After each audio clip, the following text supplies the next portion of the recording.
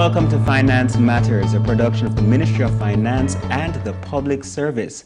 I'm your host, Daniel Pasley, and today on the program, we will be focusing on the contribution of the Financial Investigations Division on economic resilience. And who best to speak to us about this topic than Chief Technical Director of the FID, Mr. Robin Sykes. Thank you so much for coming again on our program. Thank you for having me.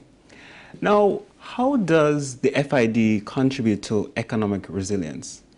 All right. I think there are two main areas. And the first one, I think, is, of course, a part of national security.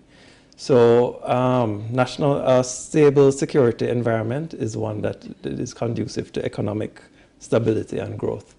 And many of government's policies have pointed out the national security policy, Vision 2030, speaks to taking the profit out of crime as a fundamental element of creating that stable environment. So if the economic incentive to commit crime is removed, right, and people understand that, the likelihood of the big car that you're going to acquire through crime, the likelihood is that it's going to be seized and restrained by the government, then that is a disincentive to commit crime. So that our contribution is in the national security environment. But secondly, our contribution is in the financial integrity area, because we do not want an economy that is built on using the proceeds of crime infiltrating business and the economy. Mm-hmm. So we have to ensure that our financial sector is secure. We don't want to have a headline one day that a bank in Jamaica is conducting money laundering business. Exactly. So we need to strengthen our financial systems, and we play a big role as the designated authority under our law in getting our institutions to strengthen their systems. So, national security and financial integrity. That is critical. Could you tell me a little bit more about the process as it relates to national security?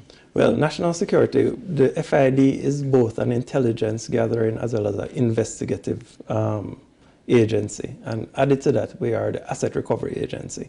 So we focus on financial crime. We work closely with both our domestic and overseas partners in dealing with cases relating to financial crime.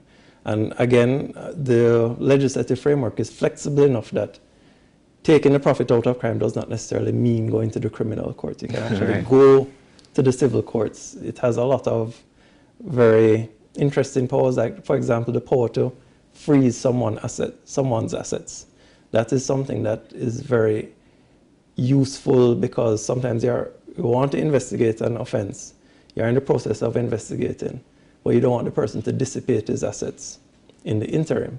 So we have the power to go to court and get a freezing order on person's assets. There are provisions that relate to the provision of living expenses and so on.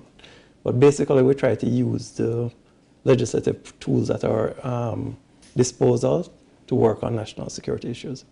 And as it relates to financial integrity, what's the process? Well, financial integrity really deals with the monitoring of our financial institutions and their own processes for dealing with anti-money laundering issues. So they are under a number of obligations at law. I know people complain about, the data that banks take from you right. when you are doing business. That is a part of their procedures to protect themselves against money laundering risk. So that's we give them guidance, and we are the designated authority. We tell them what to report and give them guidance, because of course reporting on a suspicious transaction is subjective or right. can be subjective. So we give them guidance as to what it is that we're looking for in reporting. And thank you so much for shedding some light on how the FID contributes to economic resilience, national security, and financial integrity. But in our next program, I really want to know about some of the achievements of the FID and the way forward. All right, so thank you once again for watching Finance Matters. I thank CTD Sykes coming on once again and explaining the contribution of the FID to economic resilience.